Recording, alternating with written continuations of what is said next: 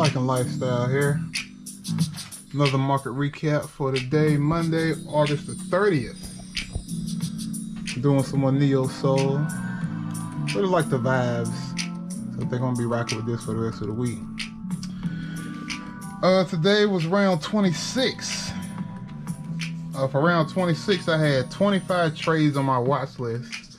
Of those 25, 16 I was focused on. Of those 16,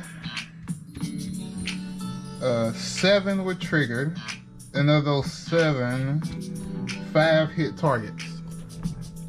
I didn't catch everything.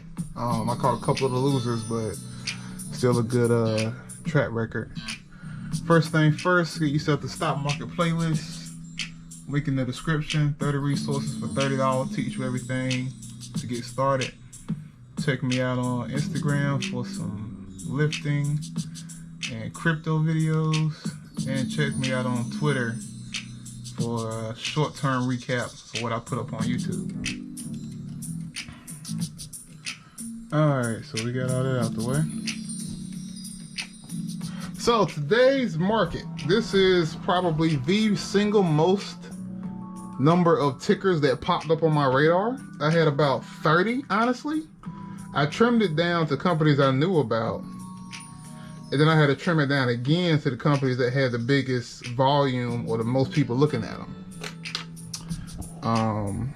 So I'll make an even stricter grading criteria for picking stocks so that I don't end up with too many tickers, because it end up missing moves when I'm watching too many things. So I'm going to try to limit myself going forward to no more than 10 tickers a day to watch, depending on what the scans give up, because this was off of the scanners. It's just I have a weekly and a daily scanner that I put together, and I also have a daily scanner. So if I would have just did the daily weekly, I probably would have had maybe 12 companies, but by me adding the daily by itself, that doubled my ticker. So a little overwhelming. I'll definitely fix it going forward. I mean, like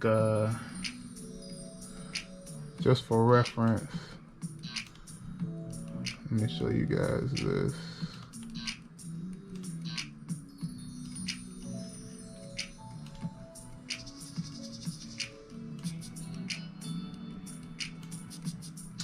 All right, so this right here were all the tickers I was watching for the day. That's 2 screens of 16, so that's 30, but one's missing, so that's 31 tickers I was watching. So I had it set up like this. One set over here, one set over here, and my main charts down the middle. Won't be doing that again. I'll try to keep it at just maybe this many, or at least one single side of 16 if I can keep it that way. Anyway, I'll just go over the watch list itself. Since it was so many tickers, I'm not going to read out everything because it was just too many. Let's start it off. EFA. EFA was a winner last week. I got in around here, I think. One of the highest volume calls I've ever seen. It was over 100,000 volume. I got in at, no, actually I got in down here, I think. I got in at like 18 bucks. And went up to about 22. Came down in the morning back to around 18. And I was like, you know what? I'm starting a new strategy this week where I auto sell at 20% profit just to see if that's a better strategy for me to continue to increase my account value. So, that'd be kind of hard. So, EFA was from last week when I was just locking in profit as I went. I probably should have sold EFA when it was up 22, because that was about 20%. 18 to 22, that's about 20%.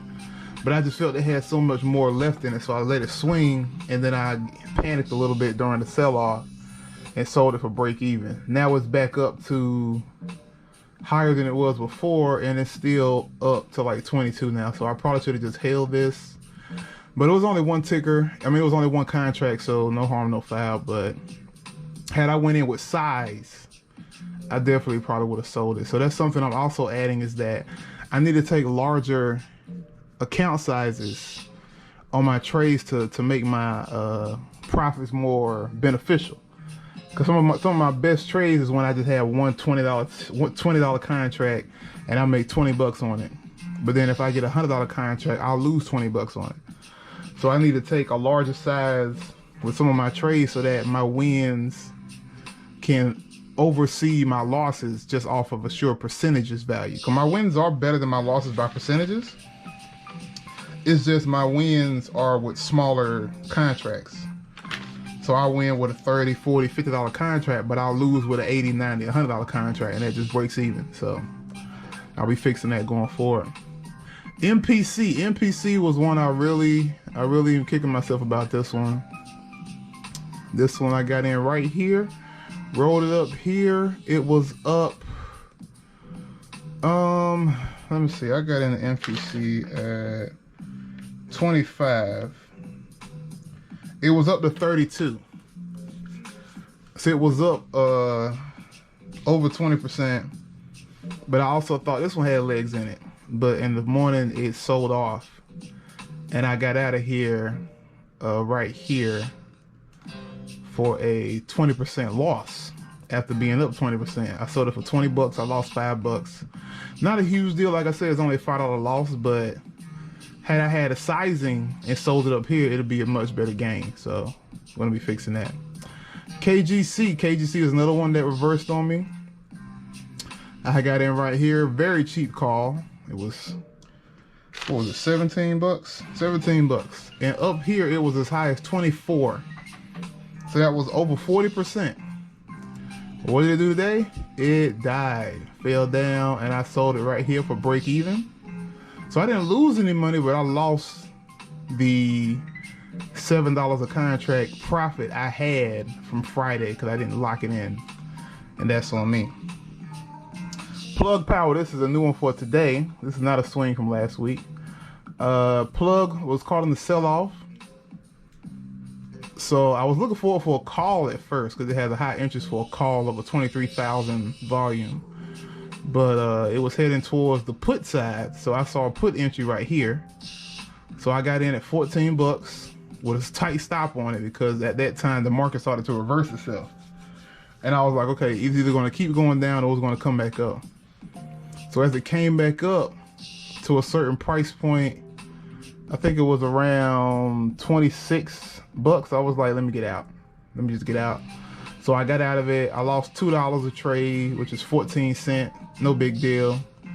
As I watched it throughout the day, it ended up going down to like 50% loss. So I'm glad I got out early. Which is also something I'll start to do more, is getting out a little earlier if it's not going in my favor. WBA, Walgreens.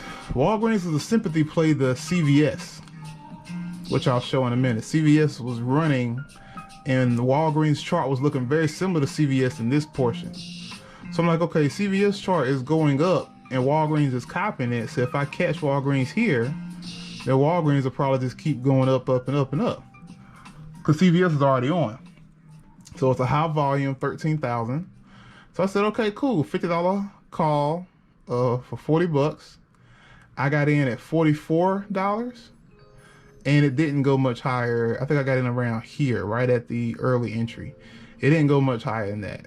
It barely touched the true entry and then just reversed itself. So I got out at, what was that, a loss? I got out at a 14% loss for 6 bucks. So you see, these are tight losses. I haven't said a 20% loss yet. Well, I lost 20% on MPC, but everything else was 14 or less. So that's a good sign. I'm cutting my losses early-ish. Now, if I could get my gains to mimic that, we'll be on the popping. What was triggered today? Starbucks was triggered. The early call entry. No, that's not it. Early call entry was, yeah, 115.39.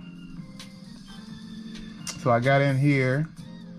I got 5 contracts at 40 bucks, and it's still holding strong. I think they're down like $1 or something. So we'll see what Starbucks does tomorrow. I'm looking for Starbucks to be a nice winner.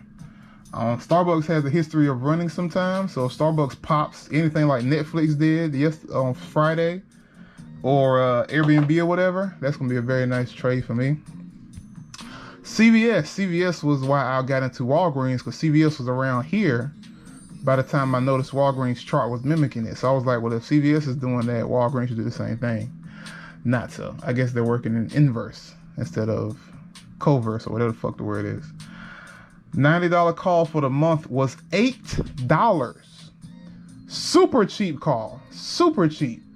These are the ones where you get like 100 contracts if you can, 1,000 contracts. You really go in heavy because you don't need as much of a movement because it's so cheap. But you also have to get out fast. See, if this went down $1 or $1.50, you get the hell out of there. So you probably have a $2 buffer to the downside with unlimited upside. But if this goes down to $6, cut it, because if not, you're going to pretty much lose all your investment. Wfc Wells Fargo. I was watching this for a call actually because they had high volume to the upside, but it reversed because the market was down. So there was a put. The monthly put trigger was at 49.12 for the early entry, and the true entry was at 48.89. So the put was triggered right there. WBA Walgreens, like I said, the call was triggered early at 48.79, but it didn't do anything. Neo. I actually caught Neo. Neo put was down, which is why I was looking at plug, because I'm like, okay, if Neo went that way, maybe all the other electrical companies are going that same direction. Neo, I caught the put right here, $30 put on the month for 18. I caught it at $19. Wrote it down here. It did not hit I didn't have a price target for the lower part, because I said, if I'm just going to do an automatic sale at a certain percentages, I don't need a price target to look for. I just need it to hit my percentage, which it did. So I got it 20% right here. I'll cover that in a minute. Plug, like I said, the plug, I tried to catch the put, but it bounced back up. You can see Neo did the same thing. So if I would have caught plug right here, at the same time I was watching Neo, then I could have wrote them both down, but I didn't catch it in time. Space. So this is how you can get multiple moves in the same day. You could have played Neo in space the exact same way. You would have just had to catch them, I'm gonna say at 9:45 when they both was on their way down, and just hopped into both, and then got out of there around 10:45, like an hour later when they reversed. That would have been an hour trade with a double short. Yeah, Neo lost over $1, plug lost over $1. Yeah, dollar short on both of them. Space, I caught this too. Space put on the month. I could have caught it earlier, but it didn't hit none of I didn't have an early put line. I just had a regular put line, so I waited for it. Got in at $20. It went down to 23, 23.50. 20% would have been 24. It did not hit 24. Then it started to reverse. So I got out at 22 for a 10% profit. I locked that in and got out of there. But now it looks like it's starting to actually go towards this sell zone down here at 24.35. So we'll see what that does tomorrow. Open is also a former runner. I was watching this as a what if maybe situation, because I was out of money for the trades of the day because I'd already done my trades. But I was like, well, what if I had an extra $30 or something? What if I took this? So I marked this. And right after I marked it, it instantly hit 20%. So these were a $25 spread, which means you can get it for $23. I learned that after getting a bad spread feel on another trade. So it was a $23 trade. No sooner than I marked it was that it jumped to a 25-30 split. So now it's a $28 spread. Now it's a $28 trade. So it instantly went from 23 to 28, and it still hasn't moved yet. So that's the instant 20% before it really goes anywhere. So I probably could have just took that trade off rip and made a lot more money for the day, but so be it. I think I'm green for the day. No, I'm red for the day. I'm slightly red for the day of like maybe $10-15. I could have been green if I would have just locked in my trades from last week. Then I would have started out the week pretty green. But hey, hindsight is last year. So that's them. And what hit targets? So CVS, the $8 trade hit for 25% already. It went from $8 to $10, and it's still going. This one will probably be 100% by the way it's moving. If it keeps going up that way, that $8 trade will be 20 bucks in a couple days, which is crazy how the options work like that. Wells Fargo hit from 15 bucks to 25 bucks on the put side. Didn't catch that. Neo hit from $19 to $23. That's 21% down here on the put side. Space hit from 20 to 22, 10% on the put side. Open hit from 23 to 28, so that's a quick 20% on the call side. And we have a special call out for the day. GPS, which is, what the fuck did I just do? Why is this not? Y'all bear with me for a second.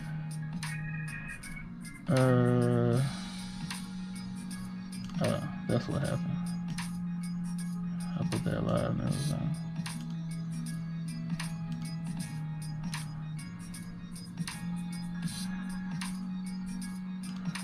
Okay, I don't know what I did. Let me just pull it up again.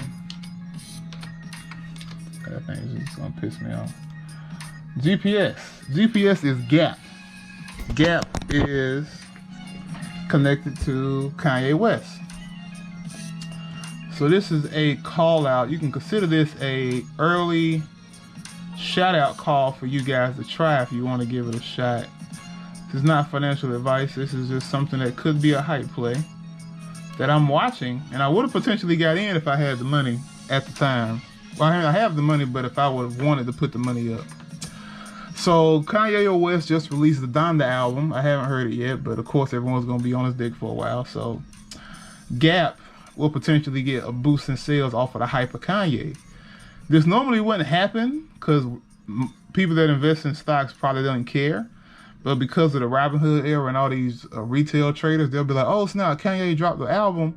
That means Gap is going to go to the moon because Kanye is Gap and yada, yada, yada. So I'm looking at a monthly, which is a 9/17 expiration, $30 call.